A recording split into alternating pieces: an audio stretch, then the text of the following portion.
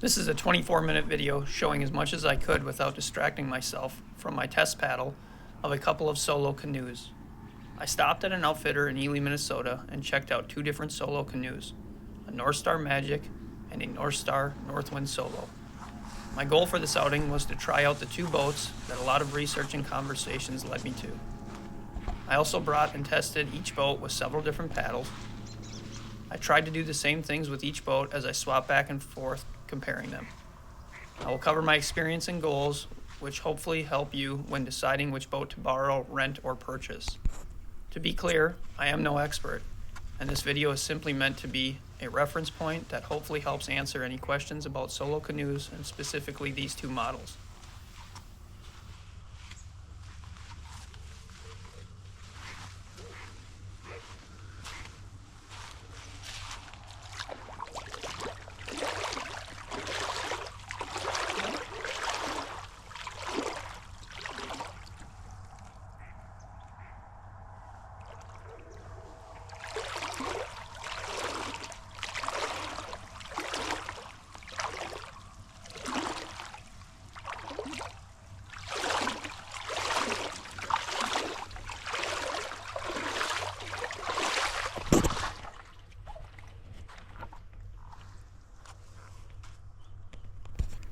I grabbed a couple of random heavier items from the cabin. These three probably total 35 to 40 pounds. That's just ballast weight to simulate a pack load. I also brought with three different paddles. The top Canon paddle is a 180 centimeter. The yellow paddle is a 240 centimeter kayak paddle, and the canoe paddle is a 52-inch bent shaft carbon paddle.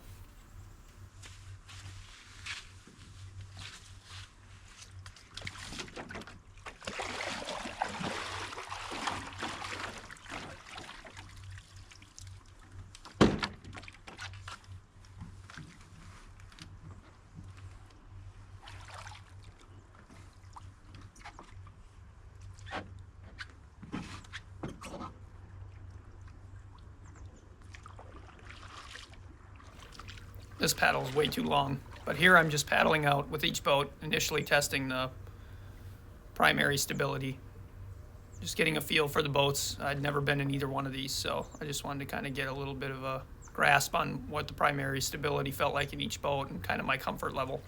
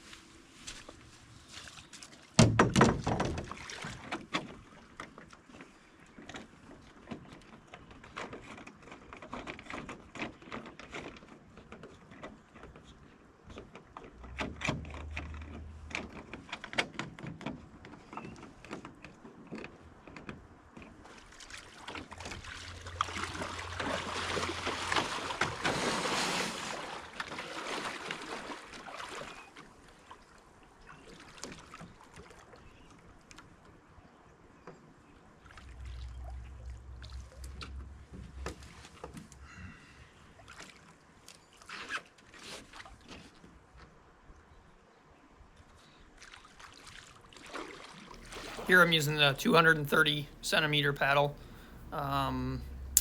Definitely a better fit. Not sure if it's the perfect paddle for either of these boats, but I like to mix between a canoe and a kayak style paddle, just because I do a fair amount of kayaking too, and I like changing it up. Here I'm just kind of testing the maneuverability of each boat, going out over by the kind of point of vegetation there, turning around, backing up. But yeah, this paddle's definitely a better fit than the other one. The 180 centimeter is way too long.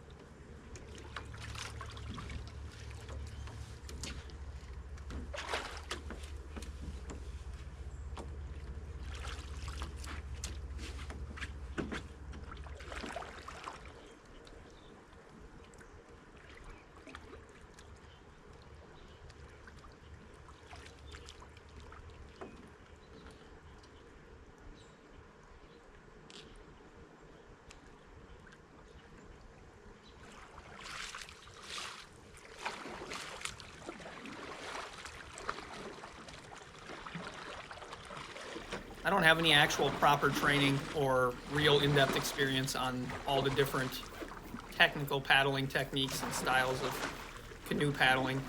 Since I was a child, I've been around canoes, kayaks, paddle boards, around the water my entire life, and I feel comfortable in boats, but I tend to use a kayak paddle a majority of the time just because I'm more comfortable in a kayak. I've spent more time fishing in a kayak and recreating in a kayak, but lately it's been more about canoes, so you can see my techniques probably aren't up to par as far as how to get the boat to do everything it can do, but here I'm starting to really get a feel for what the boat does for me, the two different boats, and kind of how they feel for me. In my online research, reading through forums and whatnot, it seemed like the Northwind Solo was the fishing boat, the boat for people who pack heavier, and the Magic was more for speed, efficiency, people who pack lighter, and wanted a more playful boat. And I never really understood that term until I tested these two. Got several other canoes, but not anything I would call performance canoes.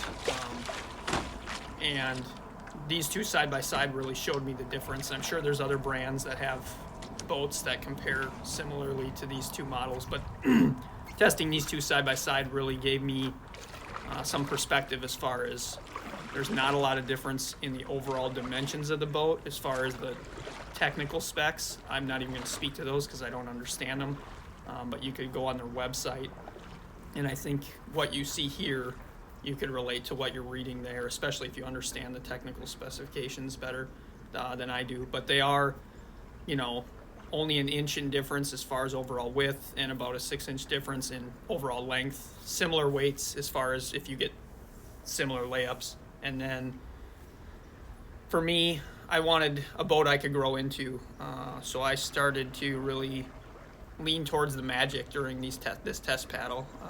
I could see having a Northwind Solo. I love to fish. I sometimes bring too much gear, but I really like knowing that my gear is as efficient as it can be. That way, any failure to cover ground or get to certain places is either on me or on the weather, which are the two things that, the boat really can't help with. I mean, both these boats are very seaworthy. They've been proven for a lot of years. But for me, I really started to like the magic, the feel of the magic, and my goal was to get to a point at the end of this morning to where I could go purchase a boat. And I know they had multiple layups of each of these boats in stock, new and used, and so that's why I tested these. I also looked at the gray ducks. There wasn't enough info out there for me to even pull one out and test paddle it, just because I haven't really seen or heard or talked to anybody who's had them. And the several Winona models that may have interested me after kind of reading through other people's experiences and watching other people's experiences, they didn't interest me as much as the Northstars.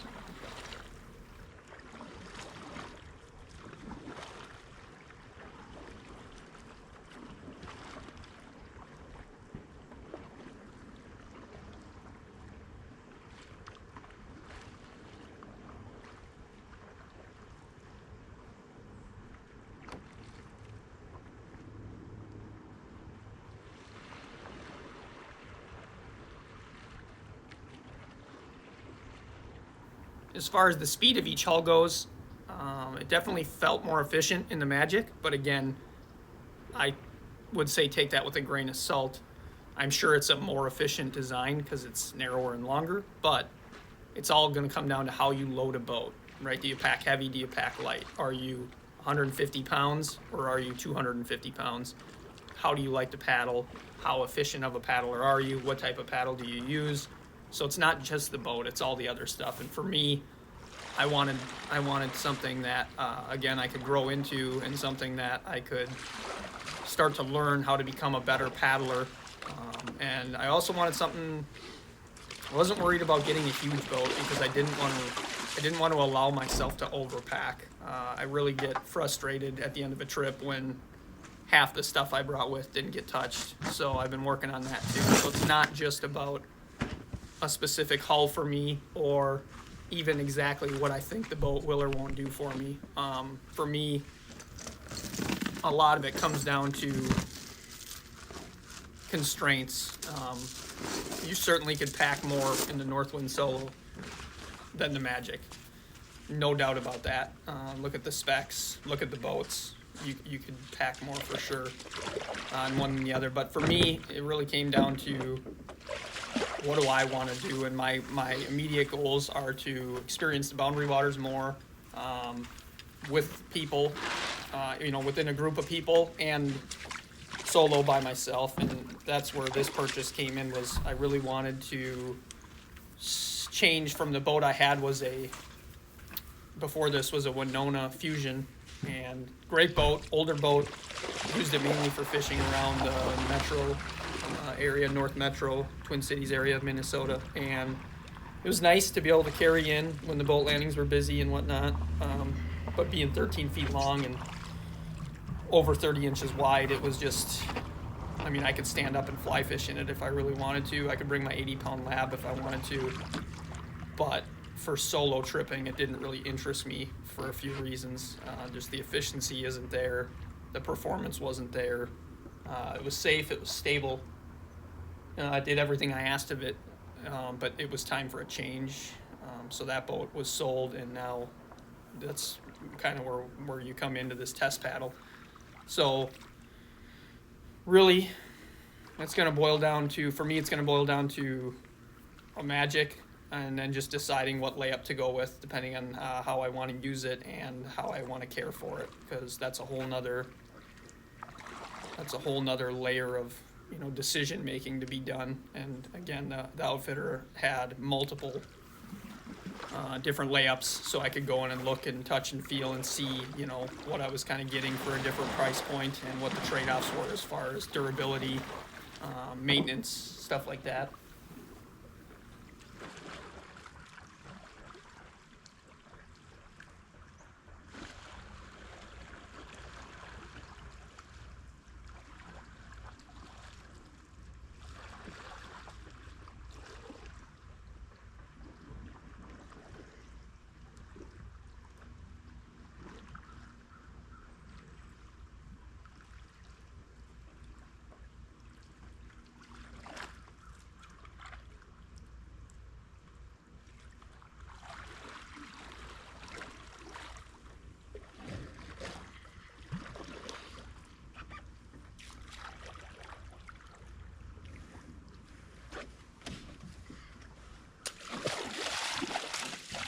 Here I've got the ballast in the boats. Like I said, 35, 40 pounds.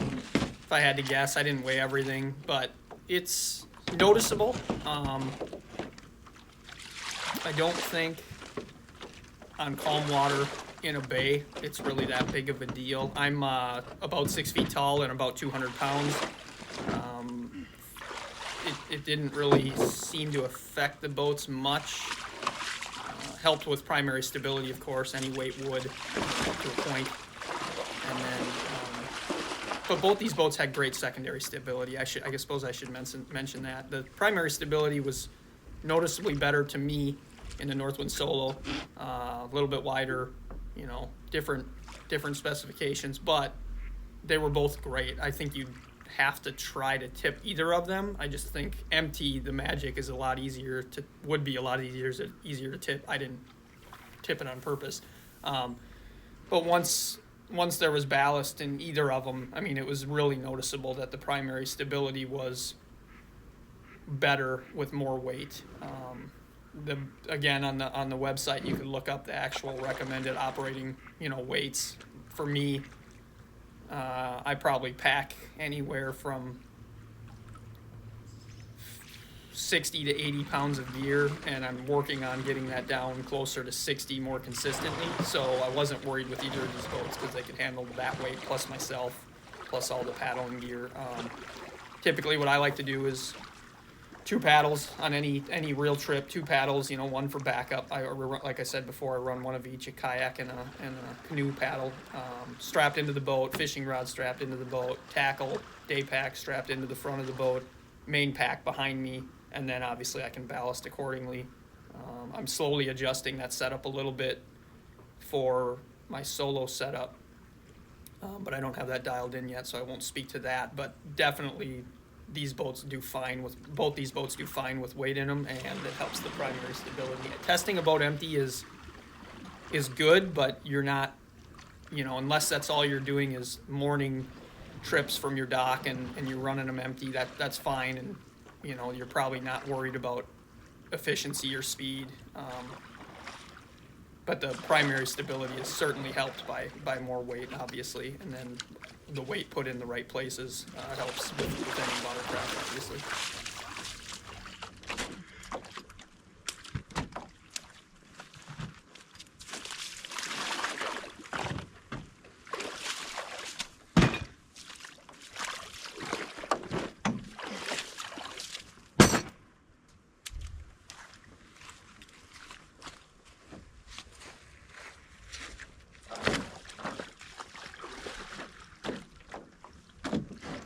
So here I just take each boat out and do kind of a big final loop with the regular canoe paddle. Get a feel for kind of wider turning, speed, efficiency of paddling, whatever. I end up deciding to go with a Magic. I do like the Northwind Solo. I could see definitely owning one at some point. I've recommended, after this test, I've just recommended them to people just because of how they approach their trips or their outings. The biggest thing for me was I didn't want for more efficiency, and I didn't want to feel like I grew into the boat too quickly. Like, I wanted something that would evolve with my paddling experience and my growth or my journey into getting deeper into using canoes to get into the wilderness and to go out fishing or to go out hunting. So that's kind of the biggest thing for me is I wanted a canoe that was beyond my abilities, and but while maintaining safety, and that's kind of where I ended up. As far as layups go, I won't speak to them. That's kind of a personal preference thing. There's different layups kind of to do different things. Think about how you're going to use it, where you're going to use it. Are you using it early and late in the year? Are you going to be breaking ice? Are you worried about, weight over durability? Is cost a factor? Can you find one used? Are you buying new? Do you want a custom color? That's all stuff you kind of have to figure out. A dealer can help you with that. The website could help you with that. As far as features, I like having foot pegs. I like having foot pegs. I usually add a padded seat to my canoes. I kind of don't mind the tractor seat. We rented a boat this year that had one, and that wasn't terrible. I didn't mind it. It doesn't really work with a padded seat, or at least not the style I use. But these web seats are nice too. They're fine for probably an hour or two for me anyway. If I throw a padded seat on, I can usually go 2+, maybe 2, 3 or plus hours before I want to stretch my legs. But usually portaging kind of breaks that up anyways. And then beyond that, both great boats. Both definitely did what I expected them to do, and kind of being in both of them helped me understand kind of the technical specifications on the website. I think, if you watch this video and pulled up the Northstar website and the boat specifications side by side, and you kind of watch when I rock the boat or when I'm paddling the boat or steering the boat, I think you get a feel for what the different technical specifications mean, at least on a daily use level. And again, if you need an expert to explain it to you, any of the outfitter shops have, especially the ones that sell boats too, are going to have somebody that knows what they're talking about. And if they don't, you should be able to feel that out pretty quick. And I would assume you could call any of the factories and talk to the people who actually make the boats, especially if you're looking to purchase. They'd be fools not to spend the time with you and walk you through any questions you might have. Different people look at all this stuff differently. So for me, it was more about getting a feel for it versus just looking at the numbers, because they don't always mean as much to me. And there are some slight differences in these hulls. So thanks for watching. Hope this helps. Throw any questions in the comments and I'll do what I can to answer them.